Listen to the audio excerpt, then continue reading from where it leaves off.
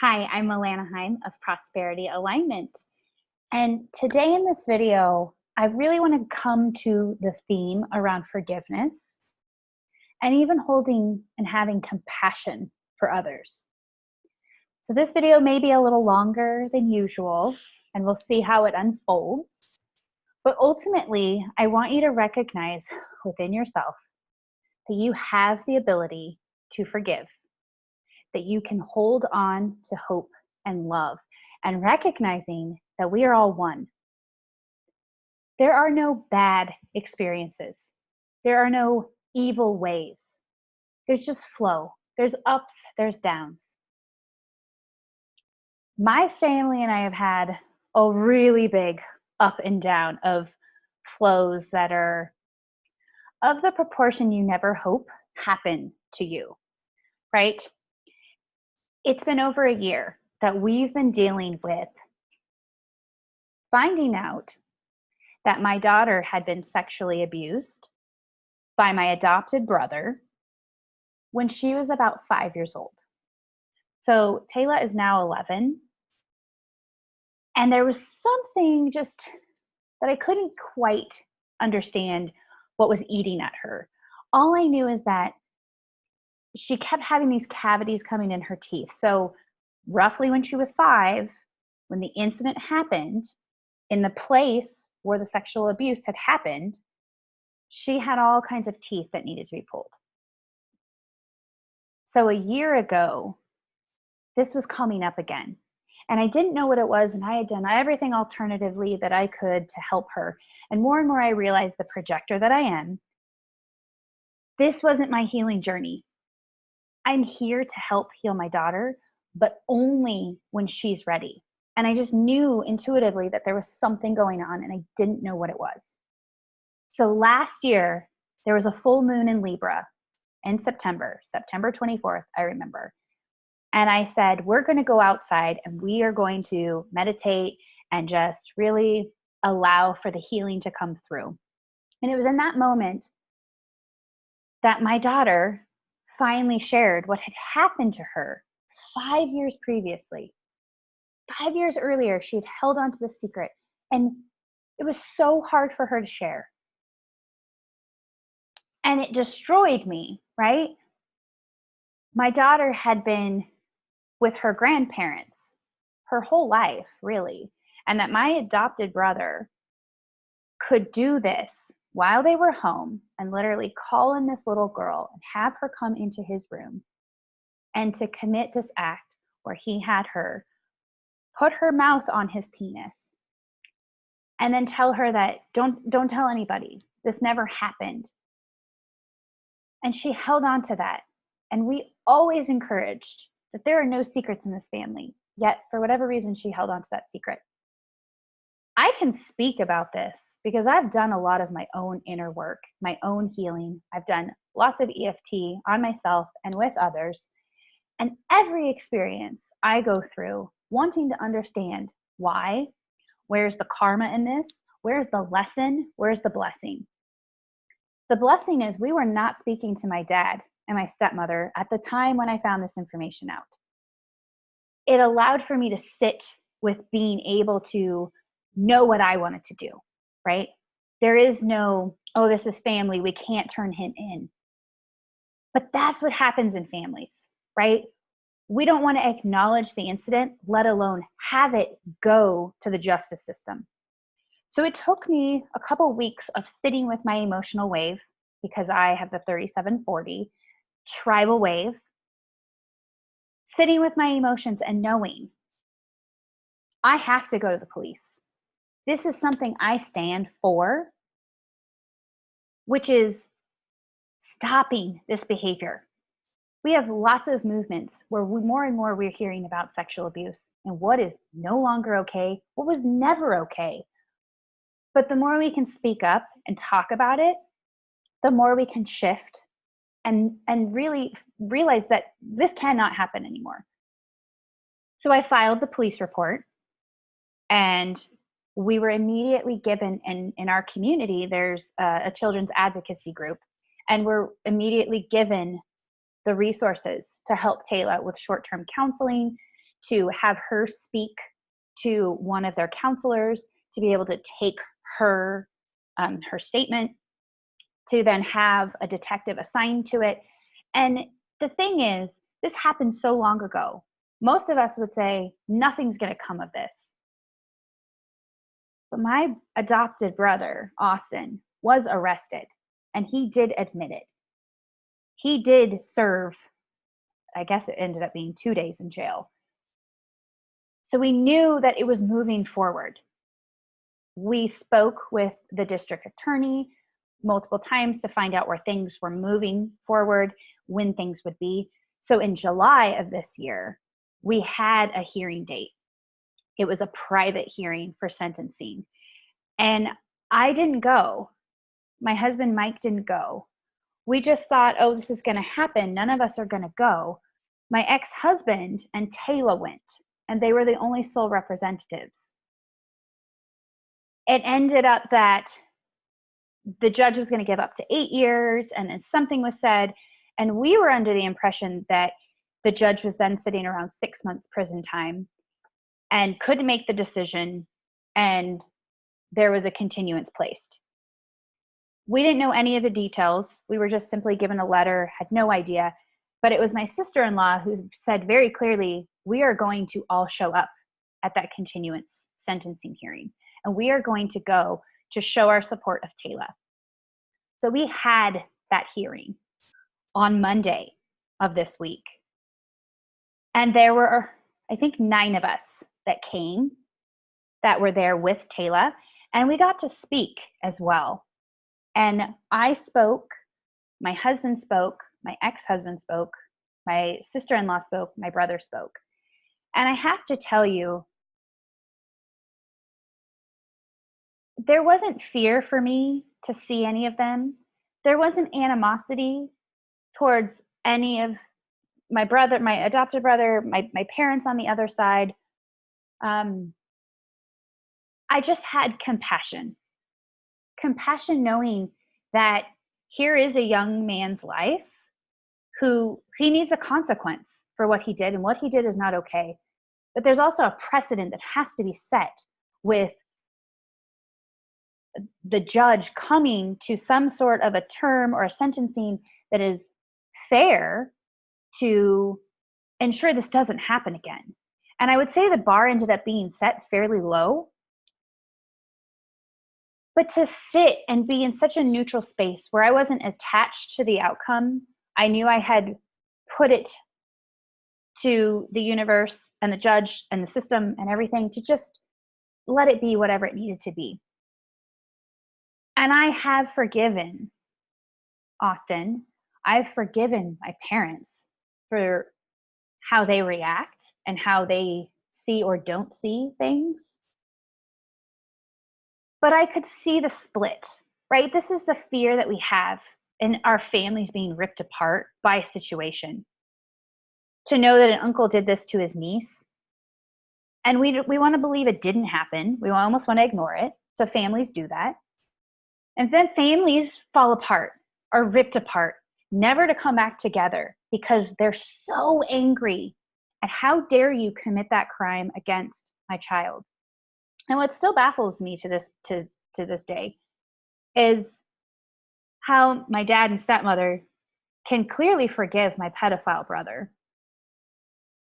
but want to almost be angry at me and my husband and my brother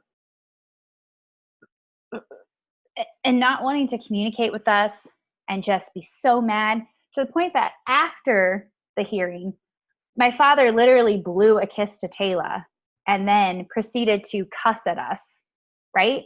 So much anger. And I have every right to be angry, but I don't need to be. And I stand here calm. My tribal wave is not all over the place. And to see the pain on both sides and to see this doesn't have to be this way, right? Austin's going to serve his time. He gets 6 months, not prison, but county jail, which is different. He still gets something. Taylor continues to get the love and support that she needs. to grow and heal. And just because the hearing happened and we do have some closure doesn't mean we are through this. And she's a strong little girl. And she has such power in her to be able to share. And she wants to share this story and to help other families, other kids, not just little girls, but little boys as well, to share and really change this dynamic. It is not okay.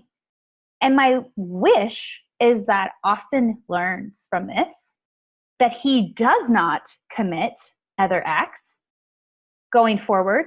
Hopefully he didn't over these last 5 years. But to have forgiveness, to see someone as whole and complete, we don't do that very often. And we want to be so stuck in the experience and think that's it. You wronged me, you harmed me, and I will do that to you and your family. But I have to tell you, karma, right? We say karma is a bitch. Oh, karma is not just for the individual. Karma attaches itself ancestrally. Karma affects not only you in this lifetime, but your lifetimes moving forward and the lifetimes of your descendants. So if you struggle today with, let's say, financial abundance, a lot of times that ties to the karma of your past lives, what you've done, right or wrong, and also what your great-grandparents and great-great-grandparents and grandparents, all of the lineage before you have done. So put that in perspective. If you want to hate and you don't want to forgive, you're holding on to that pain, and it will come for you again and again. And until you release it and let it go today or sometime in this lifetime, it will be there to show itself over and over and over through other lifetimes.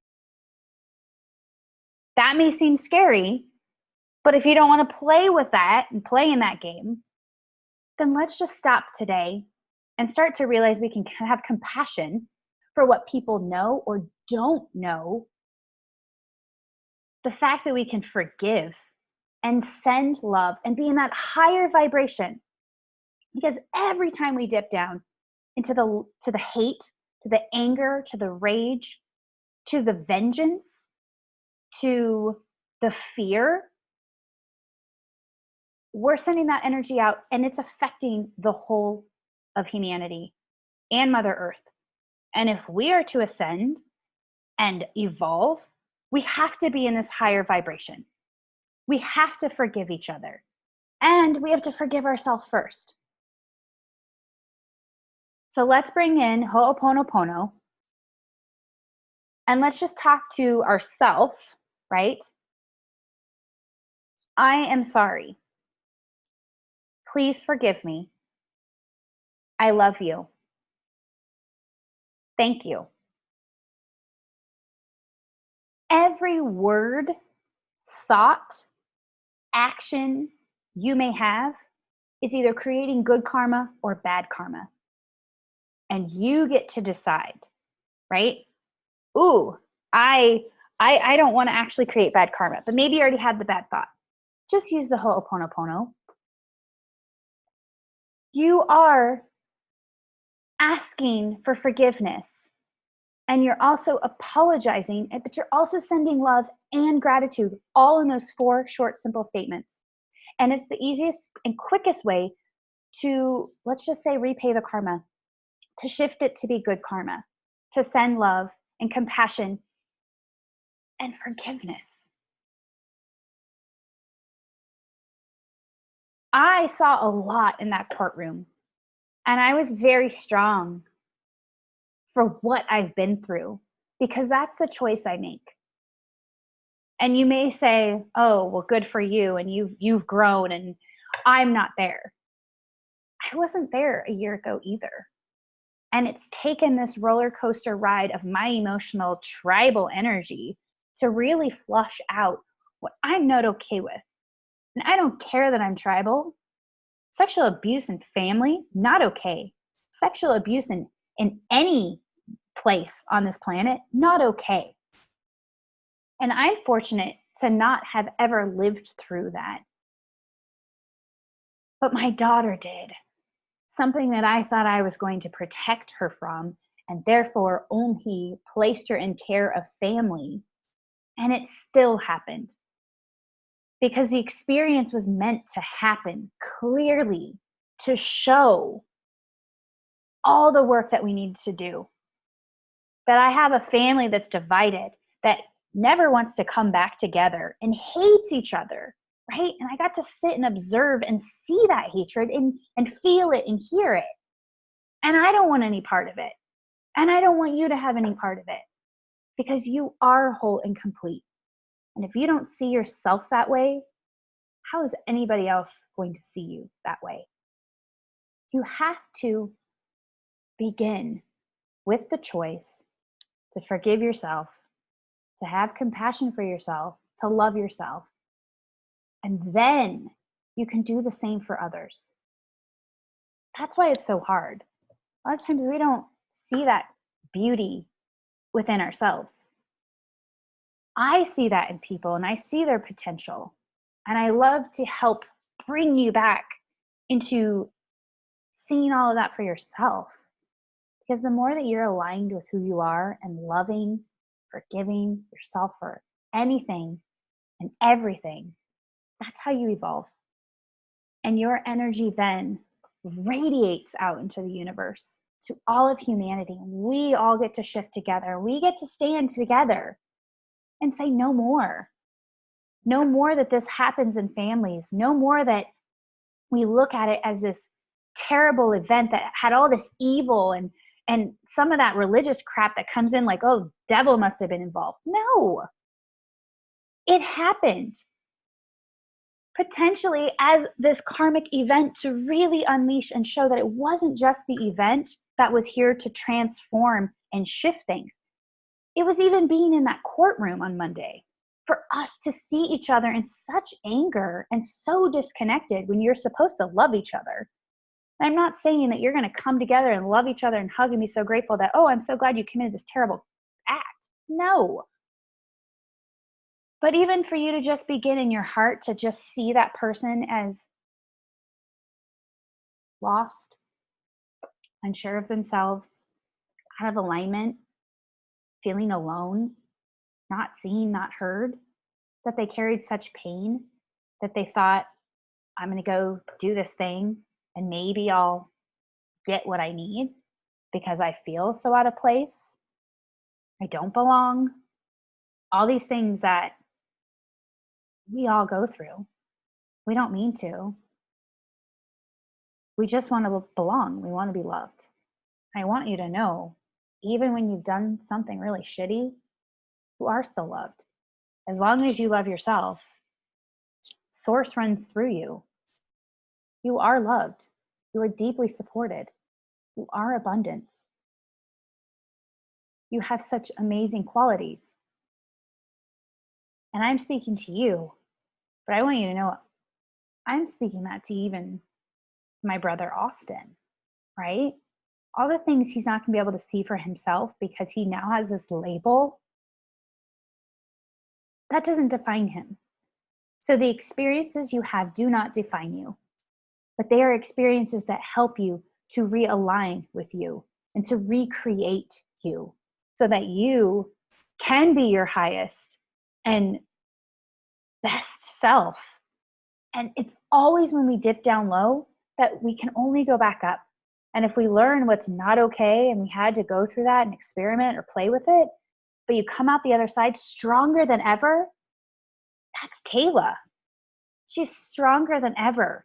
And she's so freed now that she has that weight off of her chest that had been slowly coming and eating out her teeth to the point where now she knows how to fight for other people. And she really wants to participate in that side of the experience to help others through.